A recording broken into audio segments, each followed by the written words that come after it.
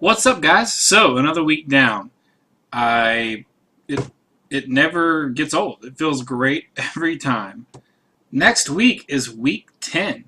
Holy crap! There's only 16 weeks, and one or two of those weeks is reading week.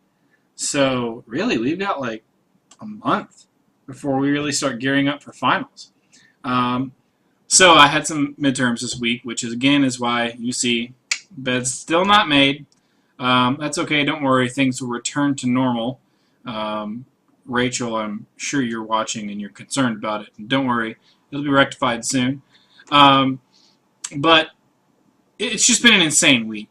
It was one of those weeks that I thought it was going to be totally easy. I was like, oh, man, we've got midterms, and I'm not even really going to study for them because I'm going to really see where I'm at. Because our midterms aren't graded. They're really just to see where you're at. You want to study.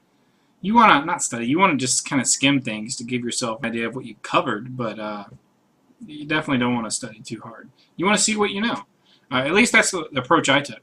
So I felt really good about all of them I took. The one I think I just demolished. I mean, we'll see when the grades get back, but I just knew the material, and it was just when it was time to start, it was just go time, and it felt great. I was like, wow, okay, I actually know this stuff. This weekend is definitely going to be a work weekend. I'm just going to kind of camp out with one of my buddies. We're going to make note cards and study and just catch up and just make sure we're where we need to be. Because again, the good thing about midterms is it'll kind of remind you of what you need to work on, or maybe what you forget, maybe what you forgot. You know, you might look over your outline and say, "Oh yeah, we covered that," but maybe I should kind of go back over that since it was 10 weeks ago. So it'll be one of those weekends. It'll be good. I'm getting inducted into the Phi Alpha Delta legal fraternity tonight, so that's going to be fun. Have a little shindig downtown. I'm doing great. As you might see and you might read, you might say, oh, what, he needs to stop moving his hands. What does it say on his shirt? Our criminal law professor, just hilarious. I love him to death. And he makes class so just engaging. And one of the things he does is he'll be talking about battery or just insert crime here.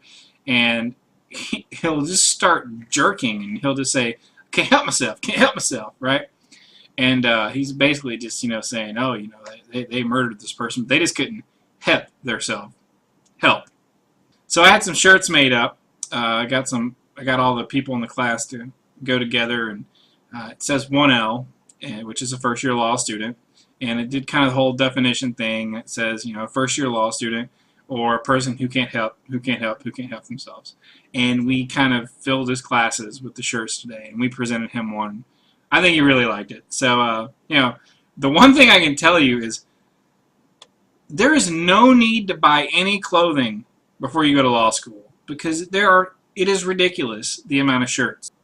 You've not seen shirts till you've been to law school. Every club has them.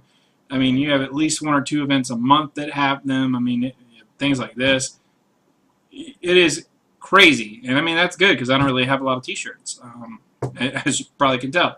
So I will have plenty. Don't worry, guys. I'll have plenty of them by the end of my first year, much less 3. So the weather is just gorgeous.